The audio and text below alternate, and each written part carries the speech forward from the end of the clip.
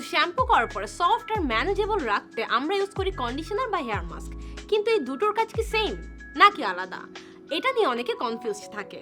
Conditioner হলো একটা daily care product যার কাজ হলো চুলের বাইরের আবরণকে মসৃণ রাখা, ফ্রিজ কমানো আর ডিট্যাঙ্গেল করা। সাধারণত শ্যাম্পুর পর 2 থেকে 3 মিনিট রেখে ধুয়ে ফেললেই হয়। কন্ডিশনারে থাকে ফ্যাটি অ্যালকোহল, ময়েশ্চারাইজিং ইনগ্রেডিয়েন্ট আর প্রোটিন। এটি চুলকে সফট আর ম্যানেজেবল করে তোলে। সহজভাবে বললে কন্ডিশনার হলো চুলের জন্য ডেইলি ময়েশ্চারাইজার। অন্যদিকে হেয়ার মাস্ক হলো চুলের জন্য ডিপ ট্রিটমেন্ট, যাতে থাকে কনসেন্ট্রেটেড ইনগ্রেডিয়েন্টস যেমন natural oil, repairing peptides, ceramides.